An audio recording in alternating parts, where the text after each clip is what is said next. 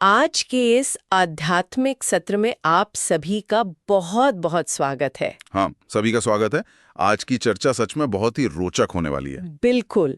देखिए, सोचने वाली बात है कि अगर कोई हमसे कहे कि हमारा गुस्सा या जो रोज की झुंझलाहट होती है ना, वो दरअसल हमारी है ही नहीं। अरे वाह, ये सुनने में तो किसी जादू जैसा लगता है। हाँ, वही तो।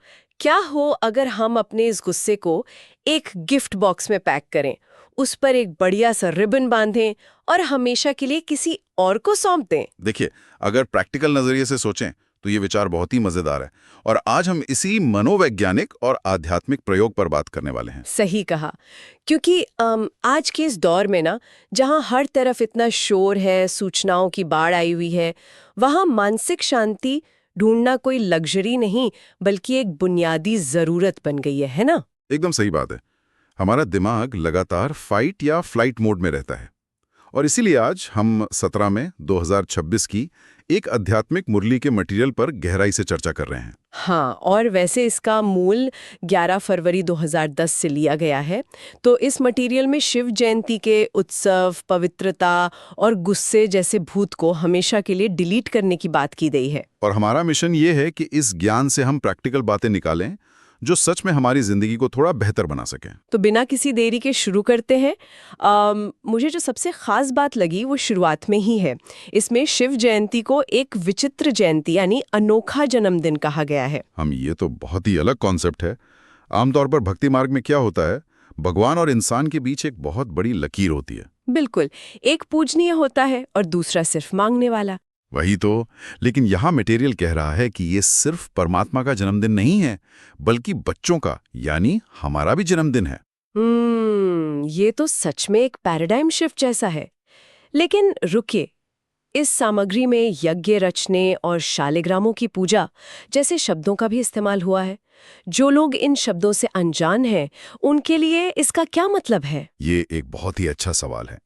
देखिए, यहाँ यज्ञ का मतलब सिर्फ आग और लकड़ी वाले कर्मकांड से नहीं है। ये दरअसल एक बहुत बड़ा आध्यात्मिक कार्य है, एक विश्व परिवर्तन का मिशन। अच्छा, तो जब ये मिशन शुरू हुआ, तभी ब्राह्मण्स का भी जन्म हुआ? बिल्कुल। जब ये कार्य शुरू हुआ तो जो आत्माएं इस विजन के साथ जुड़ी, उनका एक आध्यात्मिक जन्म हुआ।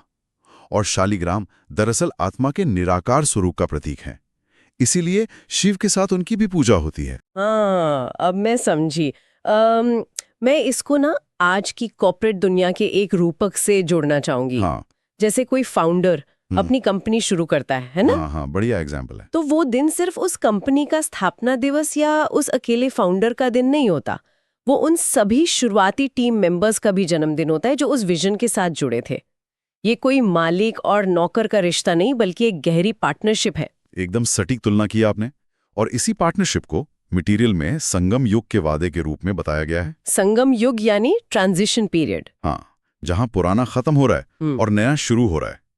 और वादा क्या है कि साथ रहेंगे, साथ चलेंगे और विश्व सेवा भी साथ करेंगे। वैसे इस वाले वादे का ना मनोवैज्ञानिक असर बहुत ही गहरा हो सकता है।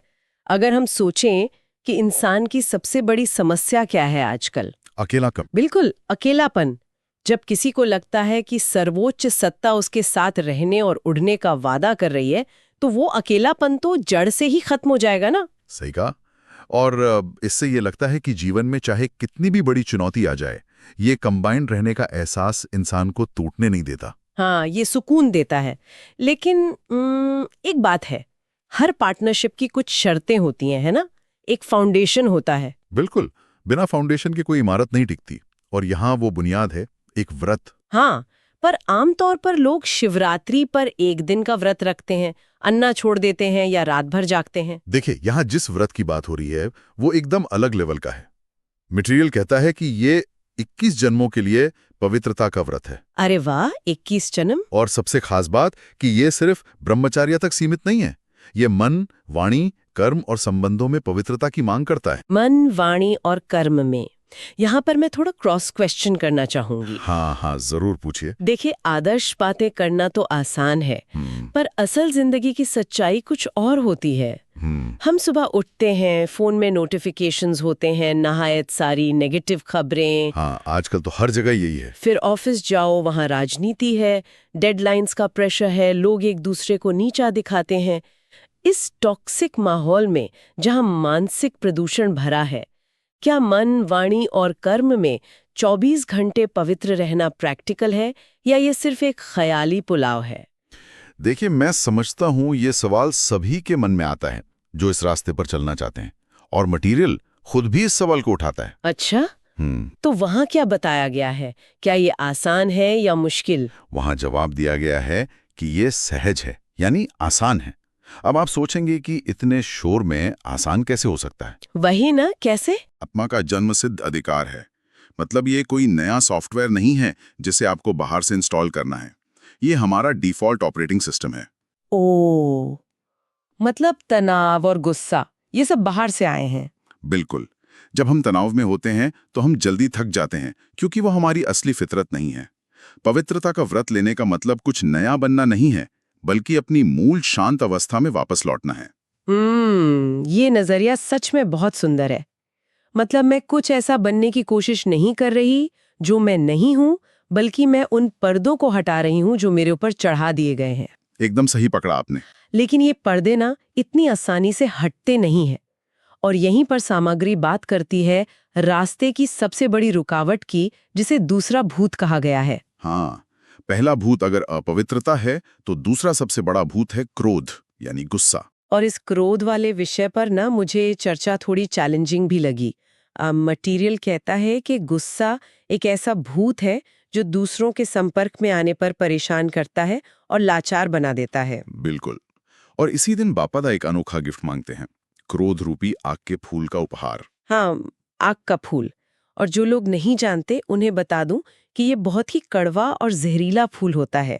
मतलब अपना ये गुस्सा ईश्वर को दे दो ताकि हम एक साफ दर्पण बन सकें। और यहीं पर अमानत का वो सिद्धांत आता है जो सच में कमाल का है। हाँ, अमानत में खयानत वाली बात कि एक बार दे दिया तो वो ईश्वर की अमानत हो गया, और अगर दोबारा गुस्सा किया तो वो विश्वासघात माना जाएगा। लेकिन देखिए, यहाँ मैं सच में थोड़ा पुशबैक देना चाहूंगी। बोलिए, क्या परेशानी लगती है आपको इस विचार में? परेशानी इसके प्रैक्टिकल होने में है। देखिए, गुस्सा कोई ऐसी चीज तो नहीं कि मैंने डिब्बे में बंद की और आपको दे दी। ये तो एक भावना है, एक फिजिकल रिएक्शन है। हाँ, इनवॉलंटरी लगता है। बिल्कुल। जैसे सड़क पर किसी ने मेरी गाड़ी के आगे कट मारा, या ऑफिस में बॉस ने रात 8 बजे कोई ताना मारते हुए ईमेल भेज दिया। उस वक्त तो हार्ट बीट बढ़ जाती है, एड्रेनलिन रश होता है। ये तो होता ही है। तो उस पल मेरे दिमाग में ये फिलॉसफी कहाँ से आएगी कि अरे ये गुस्सा तो मैं दे चुकी हूँ, ये तो अमानत है। वो तो बस एक रिफ्लेक्स एक्शन की तरह बाहर आता है। ये प्रैक्टिकल कैसे है? मैं आपकी इस बात से पूरी तरह सहमत हूँ।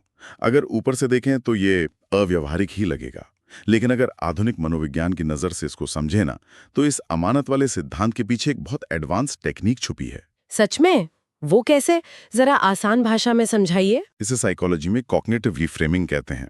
देखिए, जब आपको कोई ट्रिगर करता है, जैसे वो बॉस का ईमेल, तो दिमाग का एक हिस्सा जिसे एमिगडाला कहते हैं वो एक्टिवेट हो जाता है। हाँ, वही जो फाइट या फ्लाइट मोड ऑन करता है। बिल्कुल।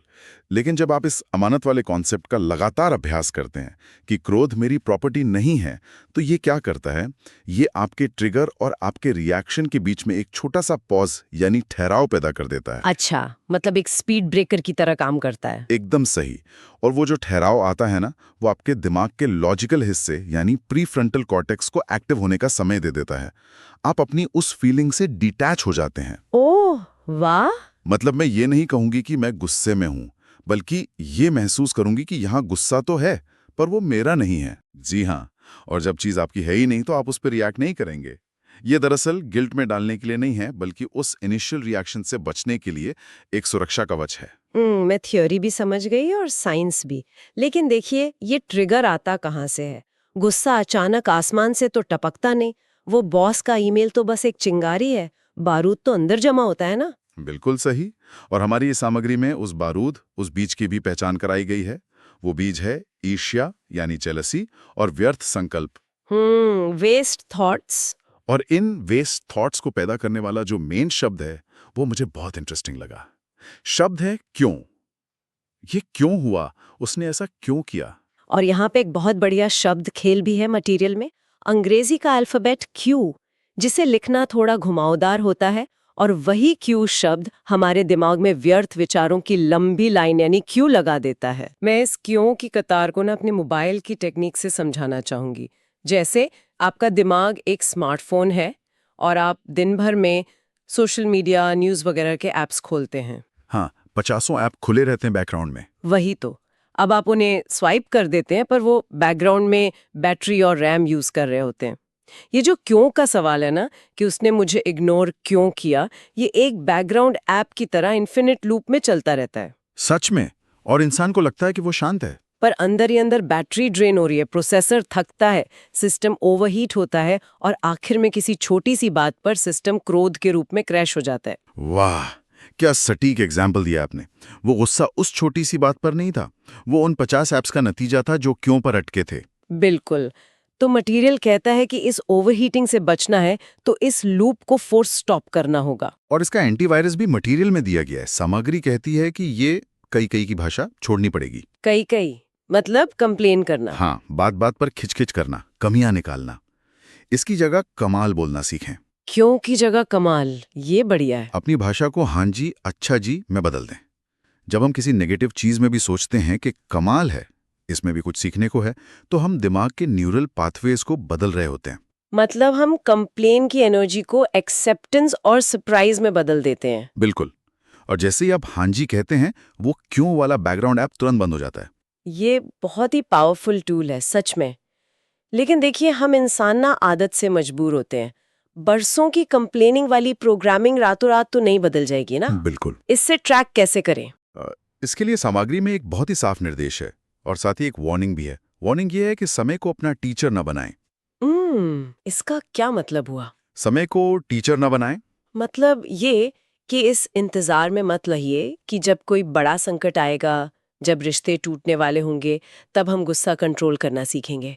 क्योंकि समय जब सिखाता है तो बहुत दर्द देता है। सही बात है, खुद को पहले से बदलना होगा।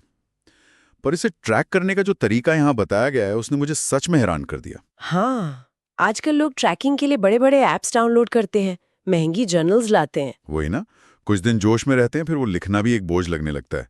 लेकिन बाबाजी ने जो तरीका बताया है वो बहुत लो टेक और आसान है। बिल्कुल। मटेरियल कहता है कि होली के दिन अपना रिजल्ट मधुबन भेजें, लेकिन वो कोई ऐसे नहीं है। हाँ, बस एक छोटी सी चिट यानी पर्ची लेनी है और उस पे लिखना है ओके, और उसे अपनी जेब में रख लेना है। और करना क्या है उसका? अगर दिन भर में कभी भी गुस्सा आ जाए, आप उस क्यों के लूप में फंस जाएं, तो चुपचाप वो ओके वाली पर्ची निकालें और उस पर एक लाइन खींच दें, उसे काट दें। बस, कोई डिटेल नहीं लिखनी। साइकोलॉजी के नजरिए से ये सच में एक मास्टर स्ट्रोक है, क्योंकि जब हम जर्नल में लिखते हैं कि आज मैंने किसी पर गुस्सा किया, तो हमारा दिमाग ईगो को सेटिस्फाई करने लगता है। बिल्कुल, हम जस्टिफिकेशन ढूंढते हैं कि उसकी गलती थी इसलिए गुस्सा किया। पर इस पर्ची में कोई एक्सप्लेनेशन नहीं चाहिए। एक लाइन खींच दी, मतलब गलती मान ली। ये बिना किसी बोझ के आत्मनिरीक्षण का सबसे पावरफुल तरीका है। हाँ, ये बहुत ही प्रैक्टिकल और हल्का फील होता है। लेकिन अब इस चर्चा के आखिरी और सबसे अहम हिस्से पर आते हैं। इस ओके की पर्ची को कटने से कैसे बचाया जाए? हाँ, अपना ट्रैक रिकॉर्ड साफ रखने का तरीका। सामग्री इसके लिए एक वरदान देती है कि जो दूसरों को रिगार्ड यानी सम्मान देता है, वो अपना रिकॉर्ड ठीक रख सकता है। और इसके लिए जो नियम है वो मुझे बहुत ही क्रांतिकारी लगा। नियम है, पहले आप, फर्स्ट यू का पाठ पक्का करना। आपको ये इतना क्रांतिकारी क्यों लगा? देखिए, अगर हम थोड़ा ध्यान दें तो हमारे सारे तनाव और गुस्से की जड़ में हमारा ईगो होता है।